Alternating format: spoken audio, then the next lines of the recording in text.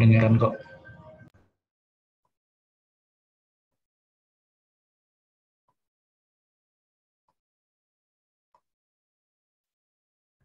Ini langsung kita mulai aja ya. Selamat malam buat kita semua, malam teman-teman. Eh, gue mau bilang, ini pertama kali gue ngajar, jadi gue harap kita memiliki pengalaman yang menyenangkan gitu ya. Jadi kali ini kita bakal belajar pendapatan nasional gitu, teori dan aplikasi perhitungannya. Nah, di sini kita bakal belajar, sebenarnya materinya nggak terlalu kompleks ya, artinya nggak terlalu banyak gitu yang mau dihafal, tapi ini tuh materinya tuh lumayan penting. Kenapa gitu? Karena kalau kita bicara sebuah ekonomi suatu negara gitu ya, pendapatan nasional ini dia di awal gitu kalau misalnya kita di ekonomi pas SMA. Nah, kenapa gue bawa ini pertama gitu ya? Kemarin gue cek di Ruang Guru gitu ya, website-website yang menyediakan pemetaan tentang soal-soal ekonomi, bab ini termasuk lumayan sering ditampilkan di soal, sehingga kalau teman-teman mau buat strategi dalam belajar gitu ya. Menurut gue ini saran saya gitu untuk belajar di pendapatan nasional dimulai dari sini gitu. Lalu lantas dari pendapatan nasional ini nanti bakal berhubungan ke bab-bab selanjutnya gitu, ke misalnya ke pertumbuhan dan perkembangan ekonomi, lanjut lagi ke inflasi dan tenaga kerja, dan lanjut lagi ke kebijakan moneter dan fiskal. Jadi dari pendapatan nasional ini gue harap teman-teman bisa khatam, bisa tahu gitu materinya, biar nanti di bab selanjutnya nggak kagok gitu kan. Nah, di tutoring kali ini, kalau misalnya gue ngomongnya kecepatan, kalau misalnya gue ada ada hal-hal yang ambigu lah gitu ya, bisa langsung on mic aja, bisa langsung angkat tangan gitu ya. Kita santai aja di sini, kita diskusi gitu, diskusi bareng-bareng gitu ya teman-teman. Nah, langsung aja ya kita mulai.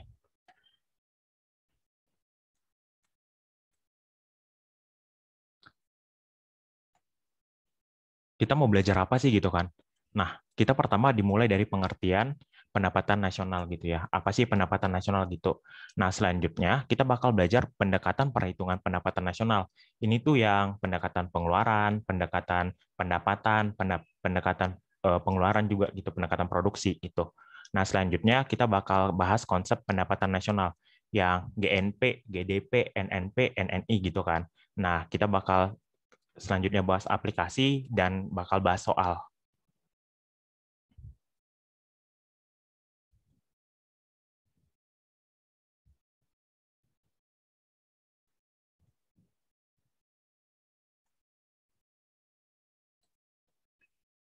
Apa sih pendapatan nasional gitu kan ya?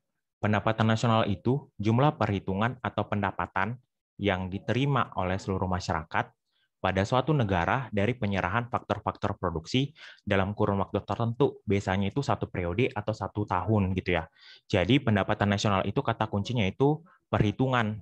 Perhitungan apa? Pendapatan. Pendapatan atas apa? Balas jasa dari faktor-faktor produksi dalam waktu 1 tahun gitu ya. Nah, sistem pendapatan nasional ini digunakan untuk mengumpulkan informasi perhitungan terhadap apa gitu ya.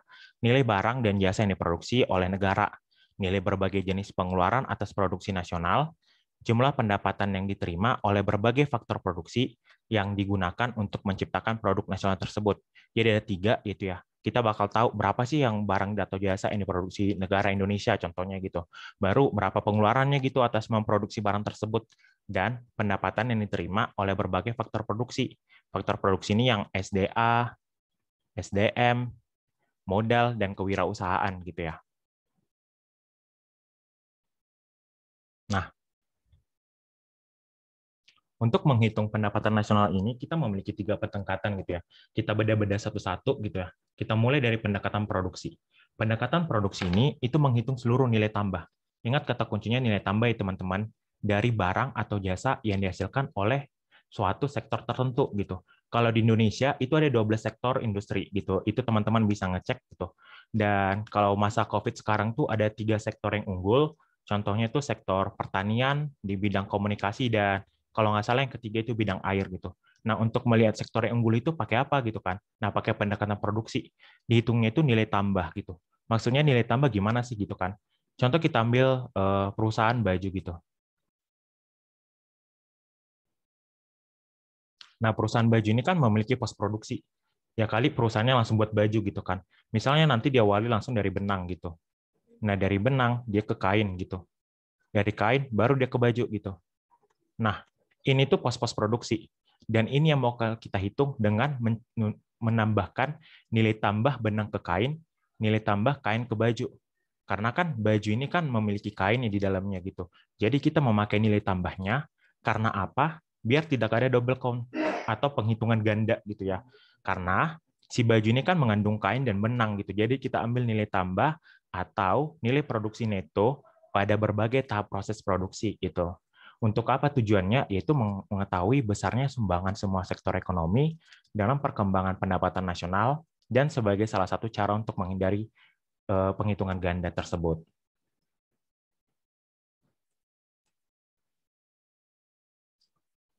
Sehingga rumusnya itu dapat nih, Y atau pendapatan nasional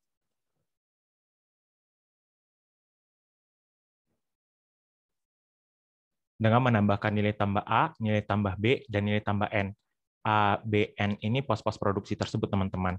Yang tadi saya misalkan misalnya dari benang ke baju, gitu. Di sini nanti kita menambahkan nilai-nilai tambah dari pos produksi tersebut, gitu. Kalau biasanya di soal, ini tuh udah langsung dikasih tahu. Jadi kita langsung masukin rumus gitu, nggak perlu nyari-nyari yang kayak susah banget gitu, nggak.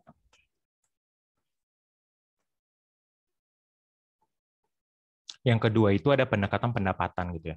Pendekatan ini itu menghitung seluruh balas jasa. Balas jasa yang diterima oleh pemilik faktor produksi. Siapa sih pemilik faktor produksi ini? Itu paling banyak yang memiliki adalah rumah tangga konsumen. Contohnya apa? Faktor produksinya misalnya tenaga manusia gitu, tenaga kerja gitu kan.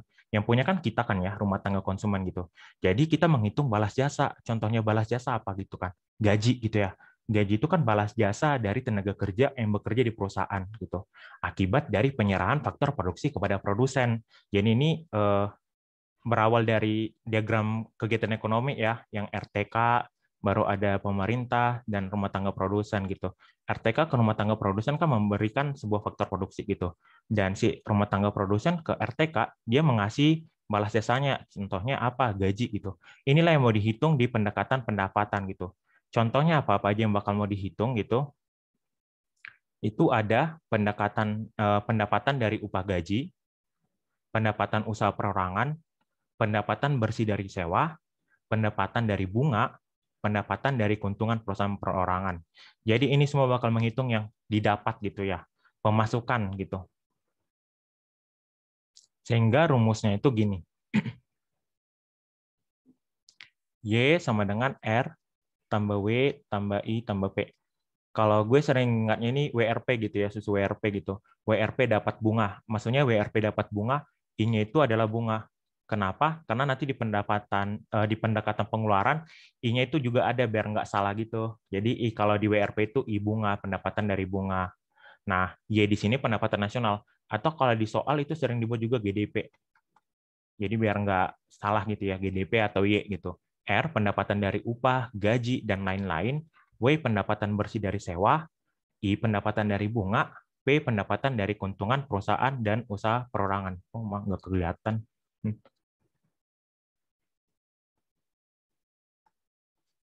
Nah, untuk pendekatan yang terakhir, itu ada pendekatan pengeluaran. Pendekatan ini dilakukan untuk menjumlahkan seluruh pengeluaran. Kalau tadi kan pendapatannya, kalau ini kita bahas pengeluaran gitu.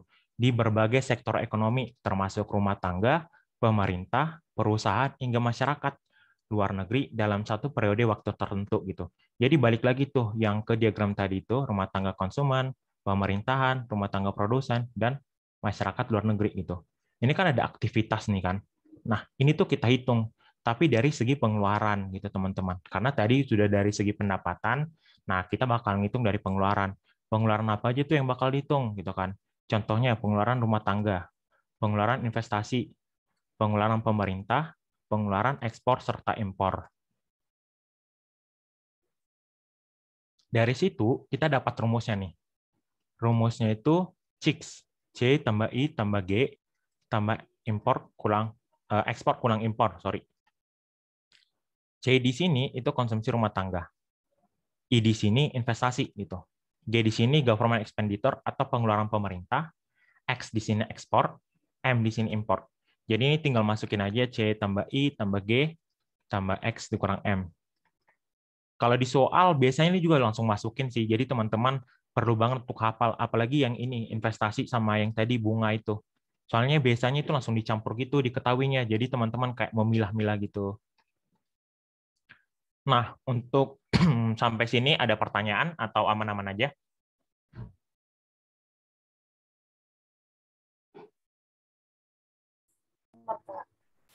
Oke, aman-aman. Mantap. Habis itu kita masuk nih. Ini yang paling banyak mau dihafal konsep pendapatan nasional gitu ya. Kita mulai dari produk domestik bruto atau GDP gitu ya.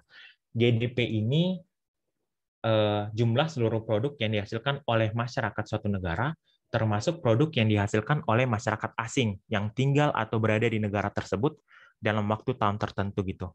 Kata kuncinya, ingat aja domestik gitu ya, wilayah gitu. Siapa aja sih yang tinggal di wilayah kita gitu kan?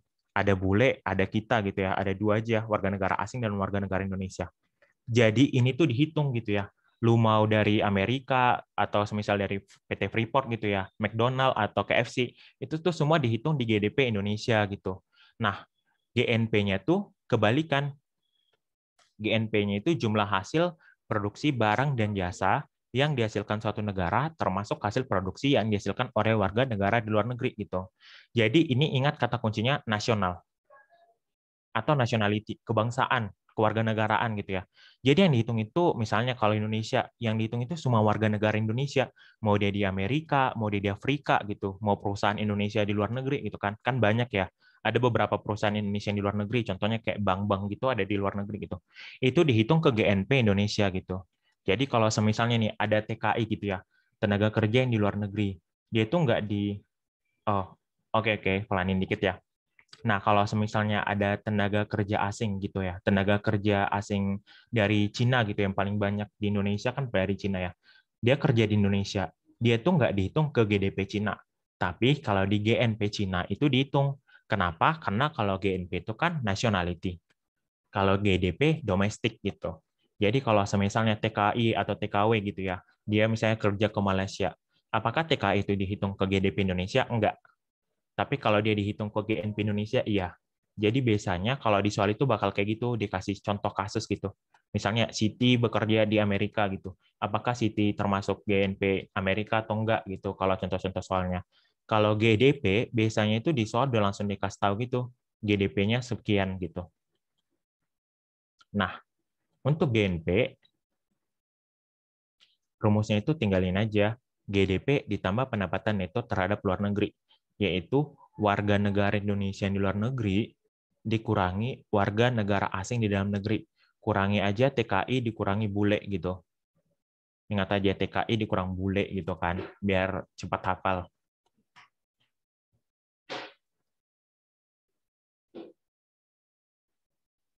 Nah, dari sini itu ada aplikasinya gitu ya. Karena kan GDP itu jarang sekali sama gitu. Paling itu kasus ekstrim lah kalau GDP dan GNP-nya sama itu. Jadi gimana sih kalau misalnya GDP-nya itu lebih besar dari GNP itu? Itu bisa kita kategorikan negara berkembang gitu. Kenapa negara berkembang itu? Karena investasi negara tersebut di luar masih kecil ketimbang investasi asing di daerahnya. Tadi yang besaran kan GDP ya. GDP itu domestik. Mungkin saja yang banyak yang menghasilkan GDP-nya itu perusahaan luar negeri gitu. Contohnya lihat aja Indonesia. Lu bakal lebih mudah kok ngasih tahu perusahaan di luar negeri yang ada di Indonesia ketimbang perusahaan Indonesia yang ada di luar negeri gitu kan. Nah, itu tuh jadi bukti nyata bahwa negara kita tuh masih susah lah untuk bisa berinvestasi di luar negeri gitu. Ketimbang banyak sekali investasi dari luar negeri yang ada di Indonesia gitu ya. Itu kan seringnya trending topik itu antek-antek gitu. Nah, berbeda kalau semisalnya GNP-nya itu lebih besar daripada GDP gitu. Ini kita bisa kategorikan negara maju. Kenapa negara maju gitu kan? Ini bisa mampu menanamkan investasi di luar negeri lebih besar dibanding investasi di dalam negeri. Karena kan GNP ini kan nationality gitu ya. Di sini bisa kita asumsikan bahwa negaranya itu udah bisa lebih mampu lah gitu investasi di luar negeri dibandingkan yang orang lain investasi di daerahnya gitu. Jadi ini biasanya negara-negara maju yang sering sekali ya investasi menanamkan investasi luar negeri. Emang kenapa sih mereka menanamkan investasi kan ya di luar negeri gitu? Mereka itu menanamkan investasi mungkin saja karena sumber dayanya tuh kurang di negaranya. Kayak kemarin alasan Jepang juga kan untuk jajah Indonesia gitu. Mereka mencari sumber daya gitu. Nah, itu tuh menjadi alasan mereka itu berlomba-lomba untuk investasi dari ke luar negeri gitu.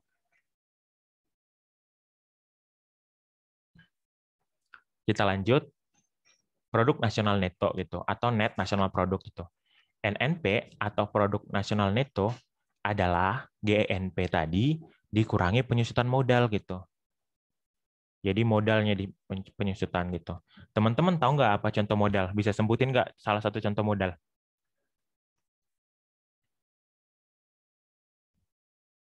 Mesin, ya baru apa lagi nih? Teknologi bisa nih. Nah, itu ada masuk juga di akuntansi nih, modal. Jadi perlu dihafal juga modal tak tetap gitu kan. Nah, contohnya bisa aku buat nih dari Tom Peters nih mesin gitu. Mesin itu kan modal ya. Misalnya kita buat usaha, buat sepatu gitu ya. Kita beli modalnya pembelian mesin gitu. Nah, misalnya lu beli mesin tahun 2020 lu beli mesin pembuat sepatu itu 1 juta gitu. Pas 2021 lu yakin harganya masih 1 juta gitu. Itu kan udah barang second kan ya. Nah, itu pasti berkurang tuh. Itulah namanya penyusutan gitu. Nyusut gitu, mengurangi gitu. Nah, itu tuh bakal dihitung ke net nasional produk gitu. Produk nasional neto. Jadi dia tinggal mengurangi aja GNP-nya dikurangi penyusutan gitu. Nah, selanjutnya yang keempat, oh oke oke, nanti bakal dipublish kok di YouTube-nya. Yang keempat ada pendapatan nasional atau net national income gitu ya. NNI adalah NNP setelah dikurangi pajak tak langsung yang merupakan pendapatan nasional yang dihitung berdasarkan balas jasa yang diterima para pemilik faktor produksi itu. Para pemilik faktor produksi kan itu rumah tangga konsumen ya paling banyak gitu. Nah, ini tuh yang bakal dapat di pendapatan nasionalnya atau net national income. Nah, tadi kan dikurangi pajak tak langsung ya. Apa sih emang pajak tak langsung gini? Teman-teman bisa kasih contoh nggak? Contoh pajak tak langsung. Apa ayo contoh pajak tak langsung? Udah ada ya di sini. Ya. Nah, kenapa dibuat di atas ya? Kenapa dibuat di nomor 4 di NNE gitu ya? Karena pajak tak langsung itu dia kan tak langsung ya, artinya tidak langsung pada aksinya. Jadi dia bakal dikurangi sebelumnya gitu. Seperti pajak impor, pajak penjualan, bea cukai. Jadi ini bisa dibuat di awal dulu gitu teman-teman. Biar dia nanti nggak kayak double-double gitu. Ini rumusnya udah jelas ya, NNI sama dengan NNP dikurangi pajak tak langsung. Nah, keempat dan kelima, itu pertama, pendapatan perseorangan atau personal income. Ini tuh jumlah seluruh penerimaan yang diterima masyarakat sesungguhnya ya, ingat teman-teman, ditambah dengan transfer payment, dan setelah dikurangi laba ditahan, iuran sosial, asuransi, jaminan sosial, pajak perseorangan gitu. Jadi ini udah pendapatan kita yang diterima sesungguhnya gitu ya. Tapi bakal ditambah dulu sama transfer payment. Emang kenapa sih apa sih transfer payment gitu ya? Kenapa dia ditambah dulu sama NNI-nya? Teman-teman tahu nggak apa transfer payment? Transfer payment gitu. Ada yang mau ngomong nggak apa transfer payment? Kenapa dia bakal ditambah ke pendapatan kita? Gitu. Kenapa nggak dikurang kayak laba ditahan gini? Karena dia menambah pendapatan. Contohnya apa? Kenapa dia nambah pendapatan? Nggak tahu sih kalau misalnya kayak di akuntansi dia ongkir gitu nambah apa namanya? Nambah beban. Uh, aku bahas dari segi pemerintah aja ya, contohnya gitu. Contoh transfer payment itu bantuan langsung tunai gitu. Apa sih bantuan langsung tunai? Ini kan pengeluaran pemerintah kan ya? Iya kayak tunjangan pemerintah, Ah, beasiswa. ya gitu. Nah, itu kan pengeluaran pemerintah, tapi dia nggak ada balas jasa terhadap tersebut gitu. Ya pemerintah berharap balas balas pahala aja lah gitu, balas doa gitu kan. Tapi nggak ada balas jasa produksinya apa gitu. Jadi ya namanya beasiswa contohnya, itu kan nambah pendapatan lu kan ya. Nah makanya itu ditambah di sini. Tapi kita ngurangi dulu nih jaminan sosial, contohnya BPJS, asuransi gitu. Siapa yang asuransi ikut gitu, pajak perseorangan gitu. Dia dikurangi dulu di sini gitu. Nah, tadi ada yang nanya nih, tadi apa pengertian pajak tak langsung gitu? Pajak tak langsung itu ya tak langsung gitu. Apa yang dia nggak langsung dapat di situ. Misalnya nih, pajak impor gitu ya, sama bea cukai. Misalnya lu buat ekspor dan impor gitu.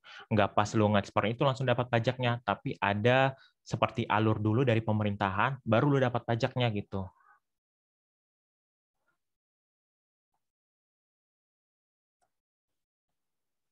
Nah, jadi ini tuh perlu teman-teman tahu transfer payment, karena biasanya kalau di buku kan cuman transfer payment gitu kan ya. Tapi kalau di soal tiba-tiba kalau dibuat subsidi gimana gitu kan. Kalau dibuat misalnya dia penerima KIP gitu kan. Nah, kita nanti kalau cuman tahu transfer payment tapi nggak tahu artinya kan jadi bakal susah kan ya. Padahal cuman ngapal ini doang gitu. Nah, jadi teman-teman kalau bisa teliti gitu sama hal-hal seperti ini. Jangan gara-gara hal sepele gini pas ujian tiba-tiba kagok gitu kan. Pas pula mentalnya breakdown gitu. Nah, yang terakhir itu pendapatan bebas atau disposable income. Ini tuh ya pendapatan yang kita siap belanjakan gitu. Lalu lantas kalau siap dibelanjakan, kenapa ada pajak penghasilan atau pajak langsung? Ya contohnya ya lu mau belanja gitu ya, belanja atau ke restoran gitu. Lu kan dapat pajak langsung nih. Kak, restorannya dipotong pajak ya, misal lu makan di restoran gitu kan. Nah, makanya dia masuknya di pendapatan bebas atau di disposable income. Karena ini tuh nggak bisa dibuat di atas, karena kita belum tahu kan ya. Di situ kan belum bisa dibuat bahwa kita bakal pergi ke pasar, bahwa kita bakal ke kafe gitu. Jadi ini dibuat di pendapatan paling akhir, di pendapatan kita yang siap untuk dibelanjakan. Namun pada saat kita belanja gitu bakal ada pajak-pajak lagi gitu, pajak langsung. Nah, sampai sini teman-teman ada pertanyaan nggak?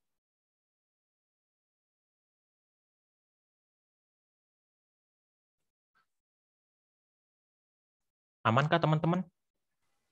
Aman, Kak. Oke, Aman, mantap. Kak. Ini Hega kok pakai pot bunga ya, foto profilnya lucu banget. Kita masuk ke aplikasi pendapatan nasional ya. Tadi kan kita udah ngitung pendapatan nasional kan, GNP, baru GDP gitu. Nah, ini tuh bisa nggak sih mengukur laju pertumbuhan ekonomi? Bisa gitu ya. Dengan cara apa? Kita bagi aja pendapatan nasionalnya dibagi jumlah penduduk gitu kan ya. Itu namanya pendapatan per kapita gitu. Namun, pendapatan nasional ini bisa nggak sih ngukur distribusi pertumbuhan ekonomi? Bisa nggak sih kita ngelihat dari sini ngerata nggak ekonominya gitu? Atau jangan-jangan cuma satu orang kaya gitu, jadi semua masuk ke situ gitu? Nggak bisa teman-teman. Kenapa gitu ya? Ada yang tahu nggak kenapa nih? Bisa ngasih alasan? Kenapa pendapatan nasional yang kita pelajari kali ini tuh nggak bisa ngukur distribusi pendapatan suatu negara gitu?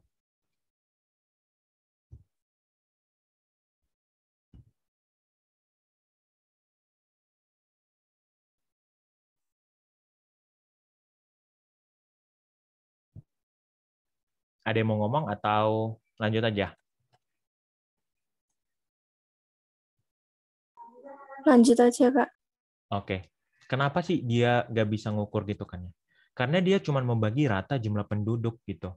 Kita nggak bisa lihat dari sini tuh siapa yang dapat paling banyak, siapa dapat paling dikit gitu. Karena jarang sekali suatu negara itu pendapatannya dibagi rata gitu kan. Makanya tuh ada 10 orang terkaya di Asia Tenggara, 10 orang terkaya di dunia gitu. Itulah bukti nyatanya bahwa pendapatan nasional kita itu jarang sekali merata. Bahkan nggak pernah gitu ya. Dari sinilah. Jadi gimana nih kalau kita melihat perataannya? Karena kerataan ekonomi ini menjadi salah satu hal yang penting gitu ya dalam pembangunan ekonomi gitu. Nanti kita bakal bedah lagi di bab selanjutnya gitu. Kita bisa gunakan salah satunya itu kurva Lorenz gitu. Kurva Lorenz itu apa? Kita bahas di sini. Nah, kurva ini memperlihatkan hubungan antara persentase jumlah penduduk dan persentase pendapatan. Lah, tadi kan itu dibagi doang kan ya. Nah, kalau di sini kita lihat nih korelasinya. Apakah ada hubungan antara jumlah penduduknya dan persentase pendapatannya gini. Di sini, ini kumulatif dari masyarakat dari yang terendah sampai yang tertinggi pendapatannya. Gitu. Pas, jadi di sini yang paling rendah, di sini yang paling tinggi. Lalu ini tuh kumulatif dari si pendapatan nasional gitu. Lalu di sini ada kan garis nih XY nih, garis lurus gini, 45 derajat. Ini tuh garis kesempurnaan.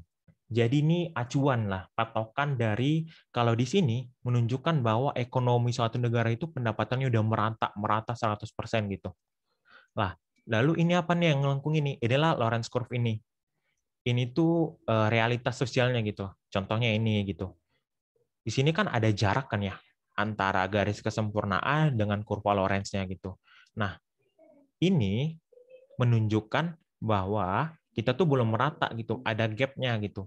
Kalau dia semakin mendekati ke garis yang lurus ini,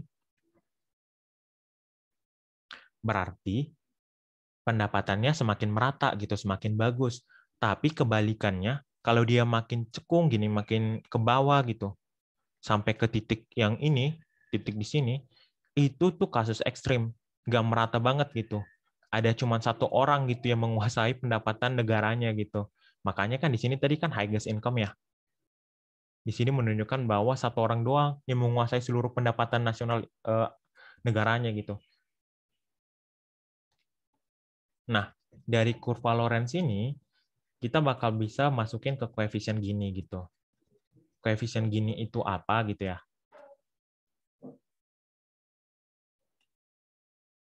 Nah, koefisien Gini itu adalah biasanya diperlihatkan oleh kurva yang disebut kurva Lorenz ya teman-teman.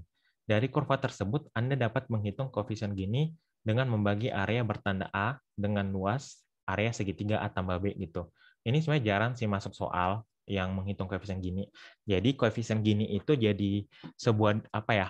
Kayak patokan gitu, jadi pembaginya gitu. Jadi kita bisa mengklarifikasi setiap negara gitu, apakah dia ketimpangannya rendah atau kemerataannya tinggi gitu. Jadi kita masukin ke koefisien Gini dengan cara tadi yang A di sini kita bagi nih A tambah B luas segitiganya. Nah, tapi ini jarang sekali sih masuk soalnya kalau dibaginya. Biasanya dia langsung ke sini di tabel nilai koefisien. Kalau dia kurang dari 0,4 gitu, tingkat ketimpangannya rendah. Kalau 0,4 sampai 0,5, tingkat ketimpangannya sedang, aman-aman lah gitu. Nah, kalau dia lebih dari 0,5, dia tingkat ketimpangannya tinggi gitu. Kalau misalnya dia 0 gitu ya, itu menunjukkan pemerataan kekayaan yang sempurna gitu, bagi rata gitu. Tapi ini kasus ekstrim gitu, jarang sekali terjadi gitu. Nah, kalau koefisien Gininya 1, ini tuh mewakili ketimpangan sempurna gitu. Ini berarti satu orang dalam satu populasi menguasai suatu pendapatan gitu. Jadi dia menguasai semua pendapatan gitu, kaya raya gitu ya.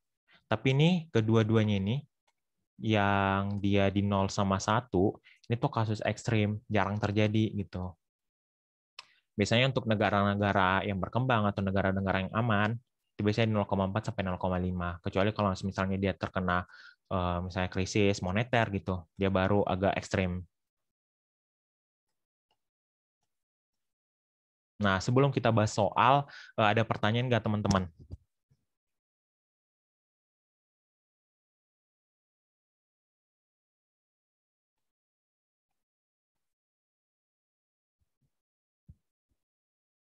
Pas, Kak. Oke.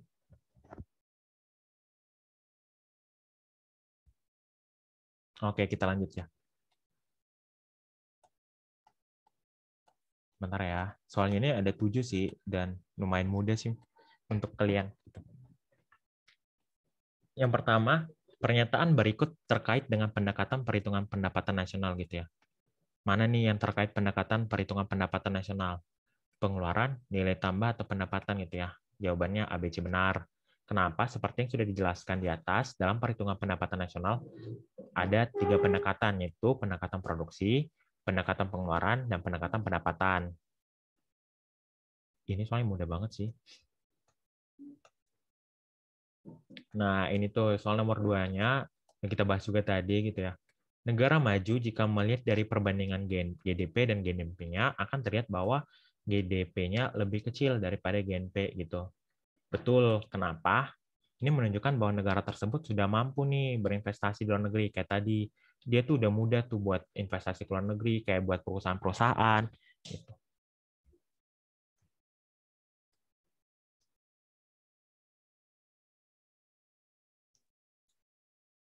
Nah, nomor 3, Sebenarnya jawabannya ini semua udah ada di PPT sih. Pendapatan per kapita negara X lebih besar dibandingkan dengan negara Y. Tapi di negara X tersebut distribusi pendapatannya lebih timpang dibanding negara Y gitu. Untuk mengetahui hal yang terakhir di tersebut dapat kita gunakan. Nah, di sini tuh kita bisa gunakan kurva Lorenz yang tadi gitu. Nah, di sini kan ada option yang lain nih. Production Possibility Curve, kurva Angel, kurva Phillips gitu. Ini apa sih gitu ya yang opsi-opsi lain gitu. Kita bedah satu-satu ya teman-teman.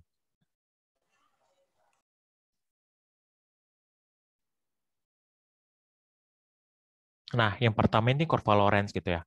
Kurva Lorenz ini menunjukkan pemerataan pendapatan nasional terhadap jumlah penduduk. Ini yang tadi gitu. Nah, PPC atau kurva kemungkinan produksi atau Production Possibility Curve gitu. Ini adalah kurva yang merupakan kombinasi dua barang, contohnya mobil dan komputer, yang dapat diproduksi dengan menggunakan sumber daya yang ada. Ini biasanya kurvanya ini dia dari sisi si produsen, karena yang memproduksi kan produsennya. Nah, dia itu menunjukkan korelasi, semisal nih produsennya mau buat mobil atau komputer, tapi dengan uang yang sama gitu. Berapa sih yang bisa kita buat komputer, berapa sih yang bisa kita buat motornya gitu. Nah, sedangkan kurva Angel itu memperlihatkan jumlah komoditi yang ingin dibeli konsumen per periode waktu pada berbagai tingkat pendapatan totalnya. Jadi ini hubungan antara pendapatan dan jumlah yang ingin dibeli konsumen atau berapa yang kita beli, quantity gitu ya. Sedangkan kurva Phillips ini didapatkan dari hubungan antara pengangguran dengan pertumbuhan ekonomi. Jadi pertumbuhan ekonomi itu kan marak sekali ya dengan pengangguran gitu. Contohnya ya sekarang aja gitu kan. Pada saat zaman resesi ya sekarang kemarin BPS mengumumkan Indonesia itu masuk ke resesi gitu kan ya. Banyak sekali pengangguran gitu. Nah, kita bisa melihat tuh hubungannya dari kurva Phillips gitu.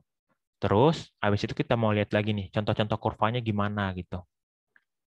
Kita mulai dari kurva Angel ya teman-teman. Kurva Angel ini sering banget di di konsumen, teori konsumen gitu. Nah, ini tuh berhubungan juga sama elastisitas ya teman-teman. Di sini ada pendapatan, di sini ada jumlah atau jumlah yang mau dibeli, quantity gitu ya. Pertama kita mau ngecek barang kebutuhan pokok sama barang mewah. Kurvanya beda sekali teman-teman. Dia kayak gini, melengkungnya beda gitu.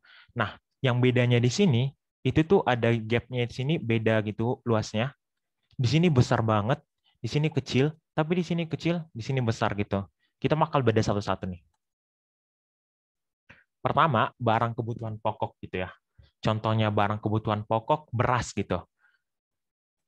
Beras kita analogikan di sini beras. Di sini pendapatannya meningkat nih dari M1 ke M2 gitu ya. Pendapatan lu naik, misalnya gaji lu naik dari 2 juta ke 5 juta gitu ya. Tapi kenapa lu berasnya nggak naik banget gitu? Cuman dikit banget gitu. Karena ya kali lah kan, barang pokok ini kan contohnya beras gitu. Lu naik gaji lu 5 juta gitu ya. Ya kali lu dari 2 kali makan sehari tiba-tiba jadi 10 kali sehari kan ya. Nah, di sini tuh jadinya jumlah yang dibelinya nggak terlalu meningkat banyak gitu. Paling ya lu naik-naiknya cuma jajan doang gitu. Tapi kan kalau barang-barang pokok kan itu seperti udah tertata gitu kan ya. Tiap hari kita makan 3 kali sehari gitu. Makan nasi seberapa gitu. Bukan karena lu naik gaji tiba-tiba lu jadi 10 kali makan sehari gitu. Itu kasus ekstrim gitu. Tapi normalnya jarang seperti itu gitu. Makanya ini tuh gap-nya di M tersebut besar, tapi gap di kuantitinya kecil. Nah, di sini tuh bisa kita hubungin lagi ke elastisitas gitu. Elastisitas permintaan contohnya, atau elastisitas pendapatan gitu. Gimana elastisitasnya? Kurang inelastis. Kenapa? Karena kepekaan antara tingkat pendapatan lu dengan tingkat yang lu beli kan dikit kan ya. Nggak langsung elastis itu kan nggak langsung naik melonjak gitu, tapi biasa-biasa aja gitu. Tapi berbeda dengan barang-barang mewah. Contohnya apa? Emas gitu. Ketika pendapatan lu atau kita bisa bilang gaji lu naik dikit aja gini ya, naik sedikit aja, itu tuh orang berbondong-bondong beli emas. Ya contohnya untuk investasi lah, untuk meningkatkan status sosial seperti itu kan. Nah, langsung naik nih, langsung tinggi banget. Ini elastisitasnya tinggi gitu. Karena dengan naik sedikit pendapatan aja, orang tuh langsung berbondong-bondong beli emas untuk banyak-banyak gitu. Padahal kalau semisalnya orang emasnya atau produsen emasnya nggak ngimbangi dengan permintaan yang ada, harganya juga bakal naik loh gitu. Jadi kalau kurva angel itu hubungannya ya antara barang yang kita mau beli sama pendapatan kita. Berbeda dengan kurva permintaan. Kalau kurva permintaan kan harga dengan quantity, ini pendapatan gitu. Nah, selanjutnya kita akan mempelajari atau membahas sedikit lah tentang kurva kemungkinan produksi.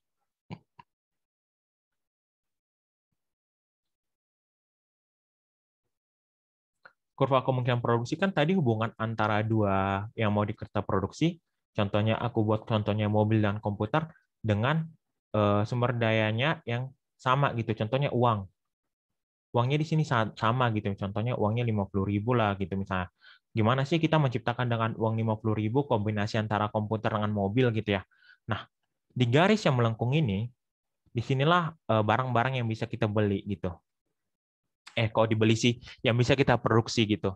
Nah, misalnya nih, kalau lu misalnya buat 33.000 komputer, lu bakal buat di sini misalnya 150 mobil gitu. Nah, kalau lu bisa buat 2.200 komputer, lu bisa buat 600 mobil. Dan sebaliknya, kalau lu buat 2.000 komputer, lu bisa buat 700 mobil gitu. Sehingga dari sini ada beberapa yang bisa kita tangkap nih teman-teman. Di titik A dan titik B ini, itu opportunity cost atau biaya imbangan. Kenapa? Di sini kan sangat baginya lumayan rata gitu ya. Kalau nggak 2,2 ya 2.000 gitu. Dan kalau nggak 6 atau 7 gitu. Jadi di sinilah biaya produksi lagi, opportunity cost atau biaya imbangan kita yang lumayan efektif. Kalau misalnya di titik F, lu bisa sih, tapi kan timpang sebelah ya. Sama di titik E kan lu kebanyakan di produksi mobil, komputernya nggak, takutnya untungnya tuh nggak bisa untung maksimum gitu. Jadi di sini tuh bisa kita dapat nih yang efektif dari suatu perusahaan, dia memproduksi di sini, sekitaran di sini gitu. Jadi kalau di titik D lu capable, lu mampu gitu. Tapi kan kedikitan ya, masih banyak loh sumber daya yang bisa lu manfaatkan gitu. Kebalikannya, kalau di titik C, itu menunjukkan kelangkaan. Karena nggak mampu, uang lu nggak cukup untuk ke situ, gitu. Nggak bisa, kombinasinya nggak pas, gitu. Harus ngutang, gitu. Jadi, kurva kemungkinan produksi ini sama juga dari sisi produsen, gitu.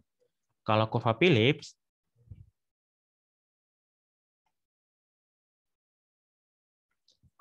ini hubungannya antara inflasi, ini tingkat inflasi, teman-teman, sama ini pengangguran, gitu. Nah, lihat aja nih. Misalnya inflasinya naik nih dari 3 ke 7. Penganggurannya kan naik juga nih dari 2 ke 6 gitu. Jadi gini nih yang bisa teman-teman lihat gitu. Kalau inflasi dia bakal ningkatin pengangguran gitu. Jadi semisal nih, inflasi kan kalau kita lihat dari sini kan ningkatin penganggurannya. Kebalikan inflasi kan itu deflasi ya. Jadi kalau deflasi meningkatkan tenaga kerja nggak? Nggak juga gitu. Deflasi juga itu meningkatkan pengangguran juga. Kenapa? Kalau deflasi itu, ini sambil-sambilan aja ya. Deflasi itu atau resesi, itu sekarang lah kejadiannya. Zaman-zaman corona banyak banget yang kena resesi gitu. Contohnya Indonesia gitu. Tenaga kerja kita itu juga berkurang gitu. Apa sih deflasi gitu ya? Deflasi itu bisa kita bilang kelusuan ekonomi. Kenapa lesu ekonomi? Karena banyak disuruh ke rumah, nggak boleh keluar rumah gitu. Artinya orang-orang rumah, kayak kita konsumen, itu kan bakal lebih malas ya belanja gitu. Mungkin teman-teman juga sadari gitu, kita lebih sering belanja online ketimbang langsung belanja ke pasar.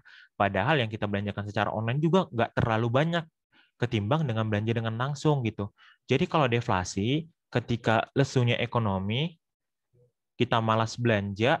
Kalau malas belanja, berarti produsennya untung atau rugi?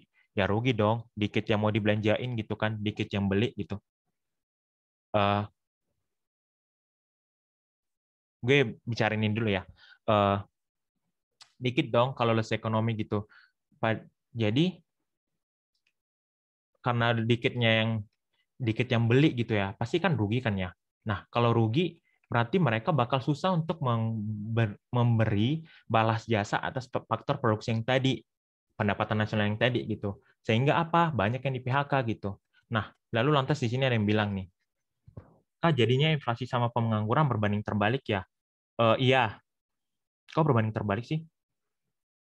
Naik inflasi, kalau naik inflasi kan naik apa juga kan ya? Oh, enggak. Bentar. Gue agak menyimak dulu. Sorry. Jadinya inflasi sama pengangguran berbanding terbalik ya, karena kurvanya punya kemiringan yang slope-nya negatif. Dari 3 ke 7, itu 2 ke 6. Bentar, teman-teman. Kayaknya gue salah nangkep. Atau gue salah ngomong ya. Sorry.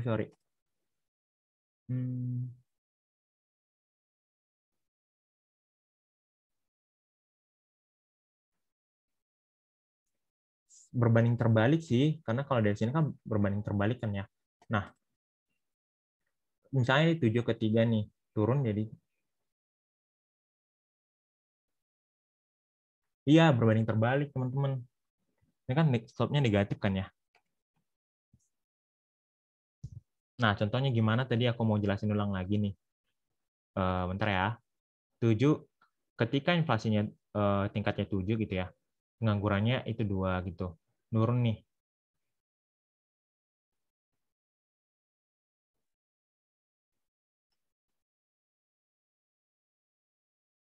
Jadi itu berbanding terbalik, teman-teman. Kenapa? Inflasi itu dalam beberapa persentasi nggak over inflasi ya gitu kan. Inflasi juga kan ada tingkatannya. Kalau inflasi yang tidak terlalu tinggi itu menunjukkan bahwa ekonominya itu sedang berada tahap yang saling bersaing gitu. Bisa menunjukkan kemajuan ekonomi gitu. Jadi semakin naik inflasi semakin kecil pengangguran. Enggak juga, teman-teman gitu. Karena kalau inflasi kan harganya semakin tinggi ya. Kita bahas jangka panjang atau jangka pendek itu. Kalau jangka panjangnya gitu, kalau kurva Phillips ini membahas jangka pendeknya doang gitu, teman-teman. Jadi ini nggak langsung pacuan gitu ya, teman-teman.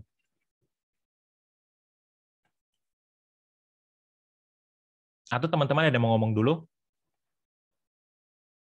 Tapi gini, bukan berarti semakin naik inflasi terus gitu, itu bukan berarti dia semakin kecil penganggurannya, nggak juga gitu ya. Kalau dia udah kelewat batas, namanya yang berlebihan kan nggak ada yang baik kan ya. Sesuatu yang berlebihan itu kan nggak ada yang baik gitu. Ketika penganggurannya udah lewat dari batas yang aman, kebalik. Ketika inflasinya udah lewat dari batas yang aman, itu bisa menyebabkan krisis kemarin gitu. Nah, kalau di sini ini kan membahas jangka pendek doang gitu ya. Jadi nggak langsung ini jadi acuan teman-teman gitu.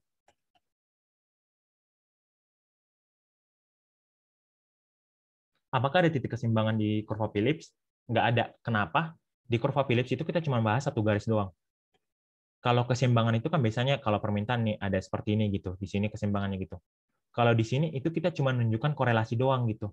Korelasi antara si inflasi dengan si tenaga kerja gitu.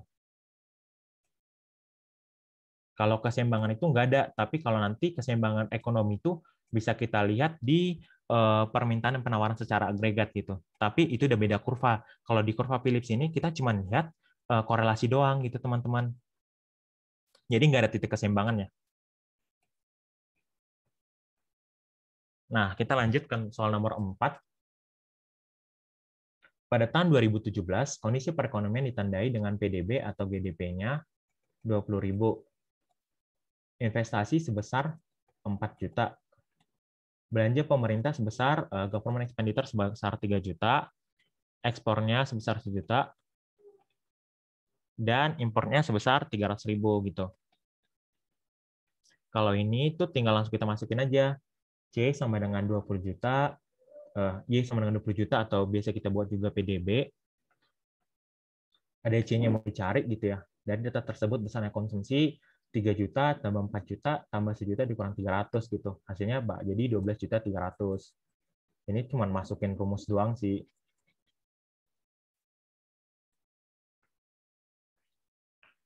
Soal selanjutnya,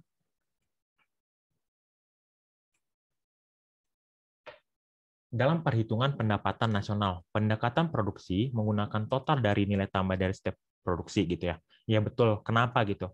Jawabannya, agar setiap proses produksi dapat terhitung, bisa jadi agar mendapat hasil yang lebih presentatif, bisa jadi juga gitu. Tapi yang paling benar di sini mengurangi kejadian double counting.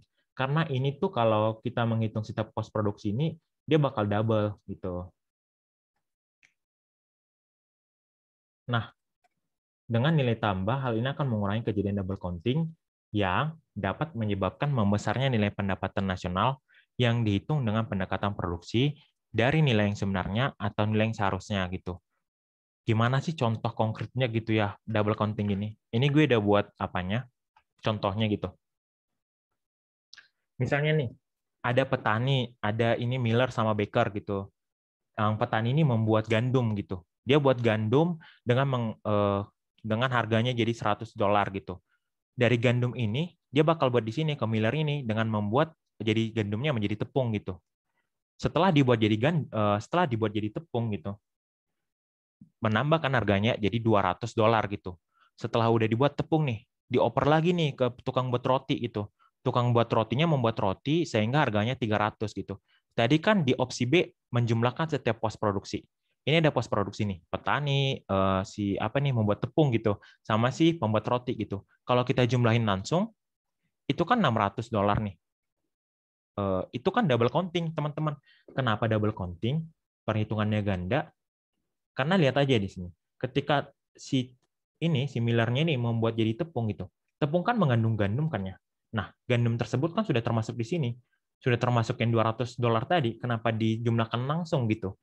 Apalagi ketika kita buat roti gitu. Rotinya kan udah ada tepung. Apalagi udah ada gandumnya juga di situ.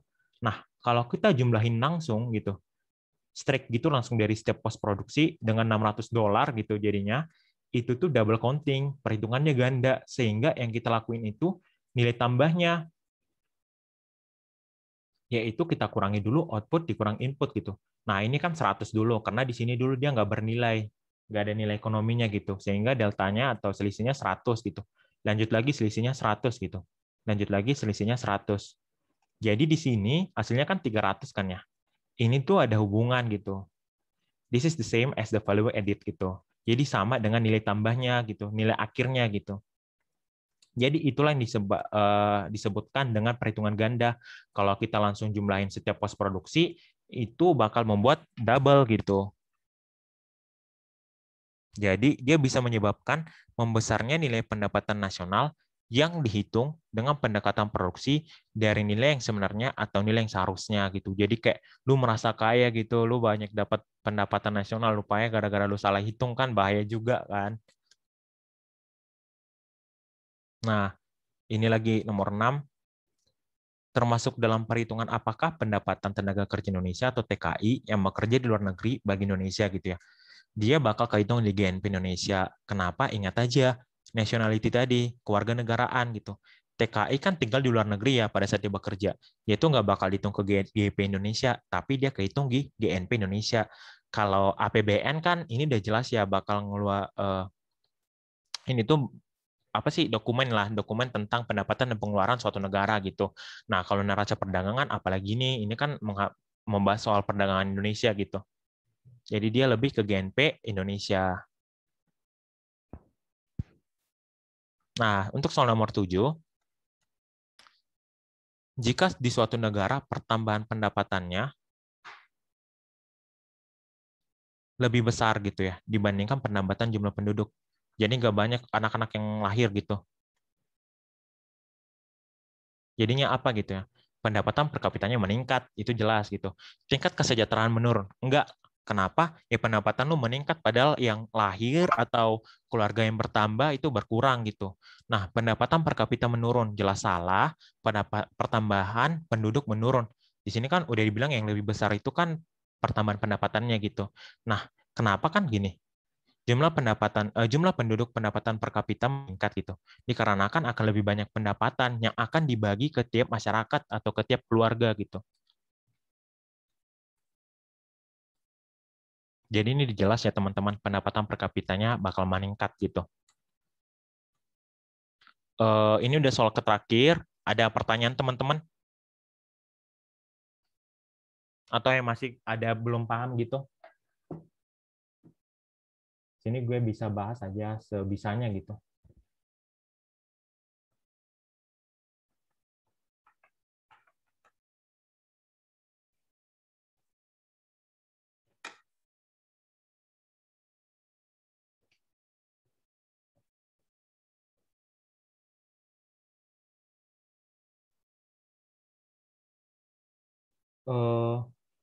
Bentar. Soal yang terakhir tuh yang mana ya? Yang ini ya? Oh, bentar. Nggak bisa. Oh, yang ini ya. Ya, bisa langsung on mic aja biar langsung kejelas gitu pertanyaannya. Yang ini kan ya Caca sama J. Oke, kita ulang dulu ya soal yang terakhir. Baik nih. Pertambahan pendapatannya lebih besar daripada jumlah penduduk gitu. Tadi kan pendapatan per kapita itu kan pendapatan nasional ya teman-teman, dibagi penduduk gitu. Nah, ketika ini bertambah, ini dikit aja tambahnya kan, pendapatan per kapita kita kan meningkat gitu. Kecuali kalau tambah banyak nih yang lahir, tambah banyak yang lahir, padahal gajinya pendapatan nasional itu nggak bertambah banyak gitu. Pasti kan lebih banyak yang ditanggung kan ya. Nah, kalau kita lebih banyak yang menanggung, pendapatan per kapita kita bisa menurun gitu. Kecuali ini kan gajinya tuh analoginya misalnya contohnya gaji kita meningkat nih, tapi nggak banyak nih yang nambah yang ditanggungnya nggak terlalu banyak ditambah gitu. Nah, berarti kan bisa kita bilang pendapatan per kapita kita meningkat gitu. Gitu, jelas nggak? Jadi langsung analogiin aja pendapatan itu gaji lu, penduduk itu yang pertama itu anak-anak yang lahir gitu kan. Kalau misalnya lu tambah gaji tapi yang ditanggung biasa-biasa aja nggak bertambah atau nambahnya dikit gitu ya, ya kemungkinan kan pendapatan lu tetap meningkat gitu, nggak kemakan gitu. Ada lagi pertanyaan? Nilai mata uang. Aduh, jauh juga ya. Nah, gini, kita bedah satu-satu aja ya. Bentar, ini gimana ya bisa coret-coret?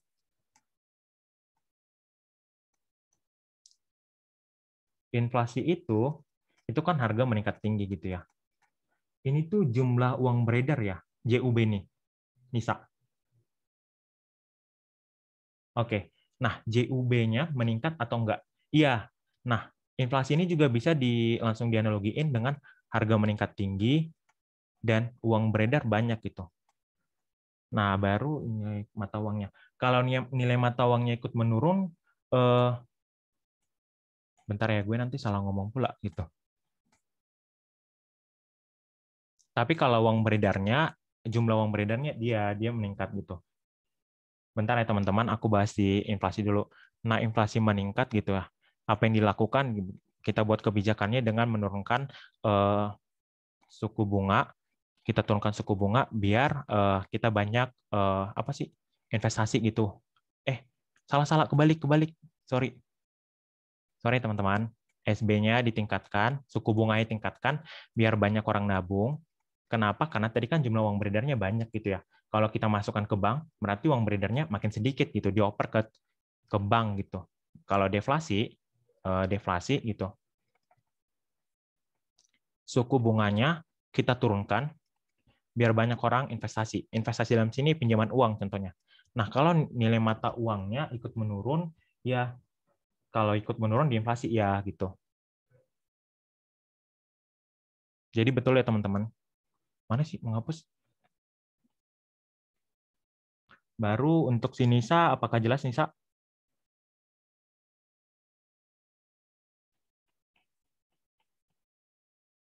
Oke, sama-sama. Lanjut lagi si Aren. Kak, boleh ulang sedikit tentang koefisien gini nggak? Masih belum paham. Oke. Nah, mana sih ini koefisien gini? Oke. Koefisien gini ini selaras dengan adanya kurva Lorenz gitu. Kalau kurva Lorenz itu kan gambarnya ya. Gambar doang gini ya. Nah, padahal kan kita perlu mengkategorikan suatu negara gitu. Dia sedangkah, dia baguskah, atau dia timpang gitu. Buruk gitu. Jadi lahirlah koefisien gini sebagai acuan dalam kita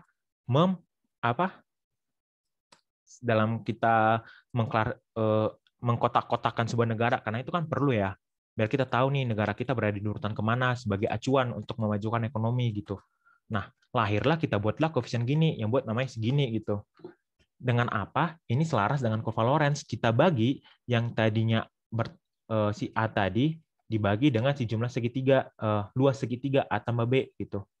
A tambah B di sini bukan rumusnya teman-teman, tapi wilayah yang tadi itu.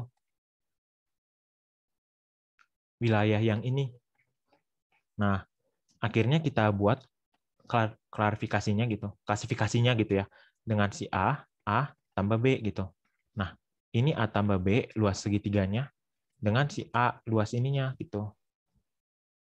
Nah, baru deh kita dapat kotak-kotakin negara kita di mana gitu. Apakah negara kita timpangannya rendah atau ketimpangannya tinggi gitu. Kalau dia dikurang dari 0,4,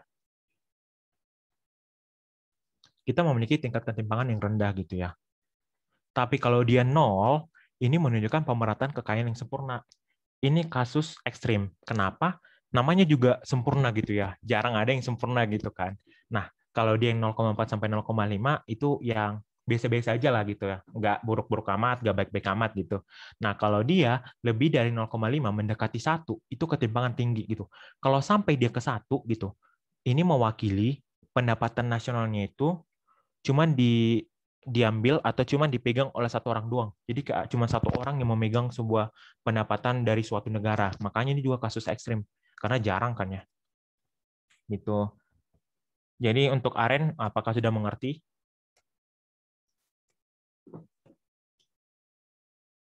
Oke.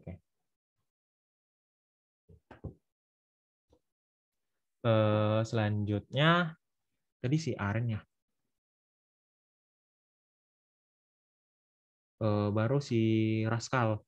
Kak, kalau kurva ICC bentuknya sama kayak kurva Angel atau gimana? Oh, kurva ICC ya. Jadi kurva ICC itu berbeda sama kurva Angel. Ini bentuknya ya.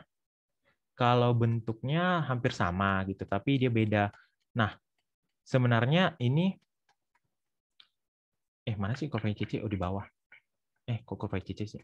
Kurva Angel.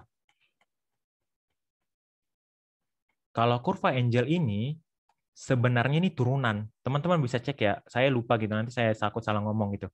Kurva Angel ini kalau nggak salah dia turunan dari kurva ICC atau PCC gitu ya. Tapi kalau ICC kalau nggak salah turunannya itu kurva permintaan. Jadi ini kurva turunan teman-teman. Ini jarang banget terjadi, ini jarang banget dibahas gitu ya. Takutnya saya salah ngomong gitu ya. Kalau dibilang bentuknya sama, hampir sama ya bentuknya gitu kan. Kalau bentuk kan fisik gitu. Tapi kalau dibilang hubungannya pasti beda gitu. Nah, itu bisa dicek di internet dulu, soalnya nanti aku takut salah ngomong gitu ya. Kalau pembahasan tentang ICC dan PCC turunannya gimana gitu. Tapi kalau bentuknya hampir sama. Ya, kurva Angel turunan ICC gitu. Berarti kebalikannya, yang tadi itu kurva permintaan. Ya, kurva permintaan kan, PCC kebalik berarti saya nih. Makasih, Ray.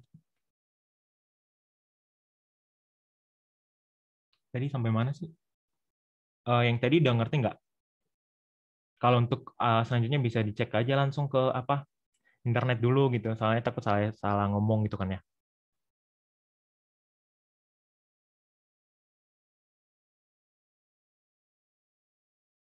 Baru Ratu Zahra Safira. Kak, kalau ngitung elastisitas permintaan itu kan adanya hasil minus. Itu inelastis bedanya sama yang diambil nilai mutlak terus nantinya elastis apa, Kak? Oh, kalau yang nilai mutlak itu yang pakai apa? Elastisitas penawaran ya pakai nilai mutlak gitu. Ratu Zahra Safira bisa ngomong dulu nggak? Maksudnya pertanyaannya gimana?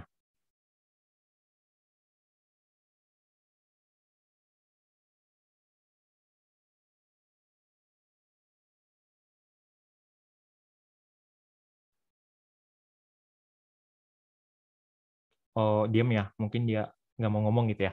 Nah, kalau misalnya teman-teman agak bingung gitu ya, kalau nggak salah elastisitas penawaran yang pakai nilai mutlak gitu. Nah, kalau teman-teman merasa bingung, lihat aja langsung dari persentasenya, persentase perubahan gitu ya. Kan kalau di elastisitas permintaan dan penawaran itu kan kita melihat hubungan korelasi kepekaan dari si harga dengan si kuantitas gitu ya. Kalau semisalnya harganya berubah sedikit saja gitu, tapi tiba-tiba kuantitasnya yang mau diminta atau yang mau ditawarkan langsung naik gitu ya, itu berarti dia elastis. Namanya saja elastis gitu kan. Elastis gampang berubah.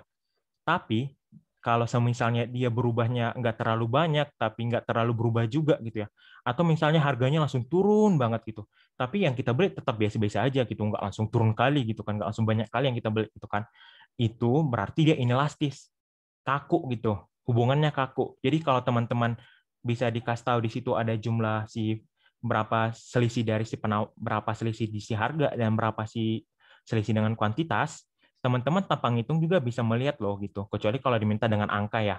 Nah, kalau dia cuma menentuin di situ gitu, teman-teman bisa ngelihat karena elastisitas ini kan kita cuma melihat hubungan ya, korelasi antara si harga dengan si quantity yang diminta atau ditawarkan gitu. Jadi langsung lihat aja selisihnya gimana gitu, bedanya gimana. Apakah dengan perubahan harga yang sedikit saja menciptakan sebuah perubahan permintaan penawaran yang besar sekali atau malah sebaliknya gitu. Jadi elastisitas itu cuma melihat elastis gitu. Ingat aja kata elastis gitu. Gitu. Jadi tanpa kita melihat dari minus atau enggak, takut dia kelupaan gitu ya. Cara cepatnya gitu aja gitu. Lihat aja selisihnya. Lihat aja deltanya gitu.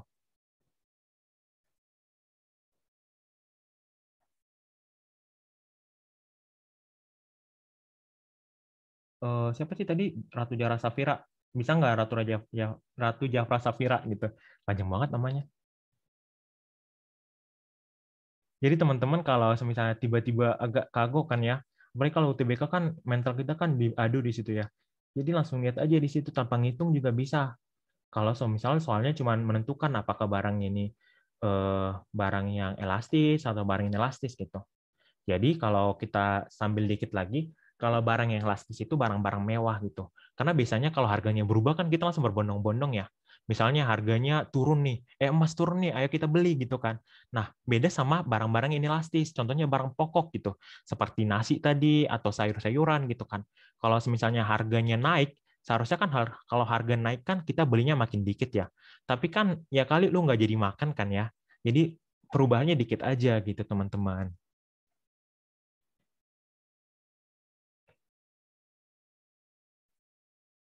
Ada lagi nggak yang mau bertanya teman-teman?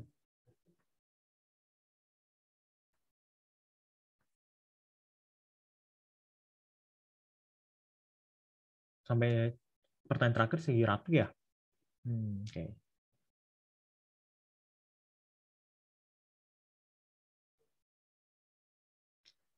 Ingat aja kalau sempurna. Sempurna itu jarang banget sih. Itu kasus ekstrim teman-teman. Kalau dibilang sempurna, itu tuh udah kasus ekstrim. Karena nggak ada yang sempurna gitu ya. Kalau elastis itu kan ya yang biasa aja gitu. Dan contohnya kasus elastis sempurna itu apa ya? Bentar. Gue biar mastiin dulu. Sorry ya teman-teman. Tapi kalau mencoba gini aja, kalau semisalnya lu lihat di soal, kayaknya ini nggak terlalu ekstrim banget kasusnya gitu kan. Tapi kalau misalnya dibuat dalam soalnya ini kasus ekstrim, itu kemungkinan besar dia bakal elastis sempurna. Tapi coba gue pastiin dulu.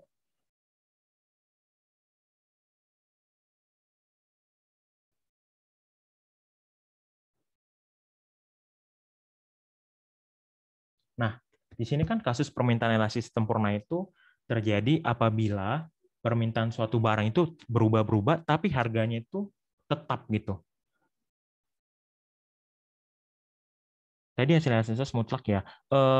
Yang pakai mutlak itu yang penawaran. Jadi aku buat ngasih cara cepatnya yang pakai tadi bisa dicek gitu. Nah, kalau si Galaxy A9 Pro ini tadi kan nanya nih, Kak kalau di soal ditanyakan tentang elastisitas, tapi perubahan harga atau perubahan permintaannya misalkan isinya itu cuma elastis gitu.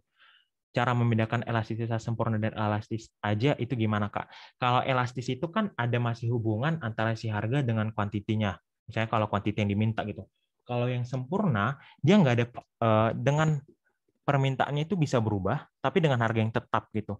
Contohnya apa gitu ya? Harga minyak gitu. Harga minyak, tanah, atau bensin.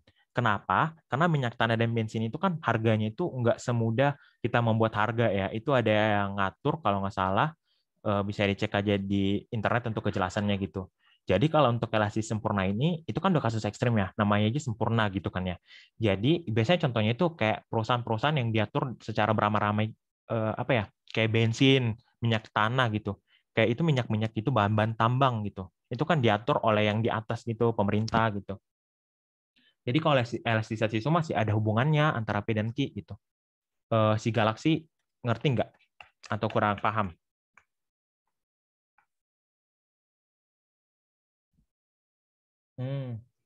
Jadi ingat aja kalau udah dibilang sempurna itu udah kasus ekstrim. Contohnya kayak Pertamina, kok Pertamina sih minyak gitu kan ya. Minyak itu kan nggak semudah ngatur kayak membuat harga cabai atau membuat harga beras gitu. Ada lagi pertanyaan?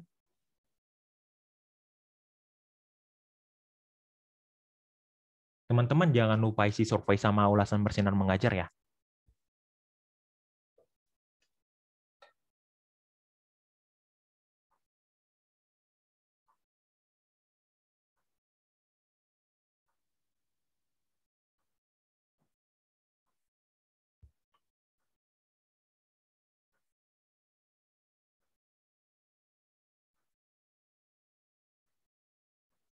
Gimana ya cara ngapalinnya?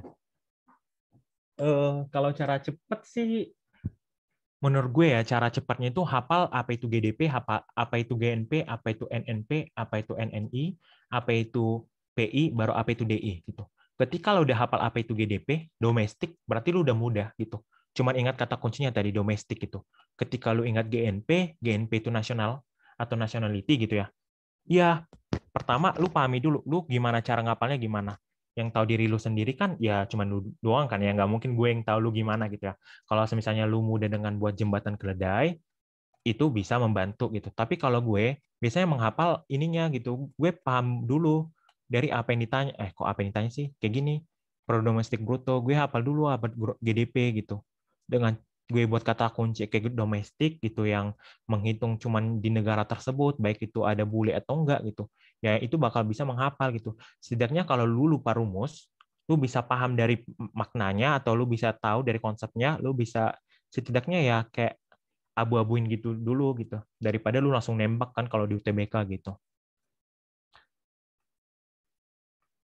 Kalau di NNP ini kan gimana ya, gue ngapalnya biasa aja sih karena kayak nggak ada langsung kayak tips khusus gitu.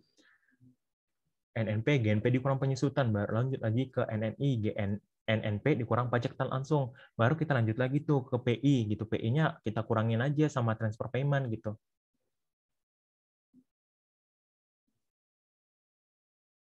Baru sering-sering ulang aja sih, kayak lu ngomong-ngomong gitu, lu tulis-tulis gitu.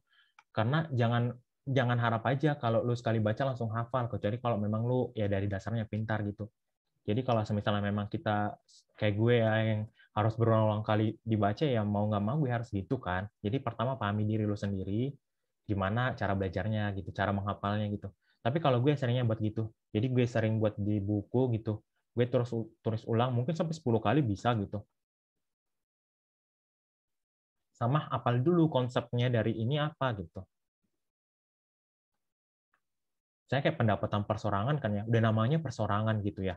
Jadi ini udah bisa dibilang pendapatan yang hampir mau kita belanjakan gitu ya. Tapi kita nggak ngikutin ke pajak langsungnya gitu. Ada lagi pertanyaan?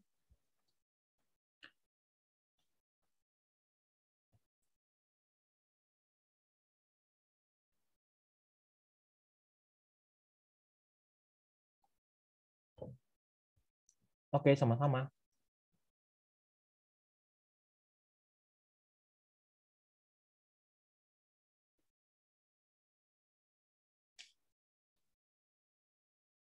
Gimana nih teman-teman, udah pada aman nggak?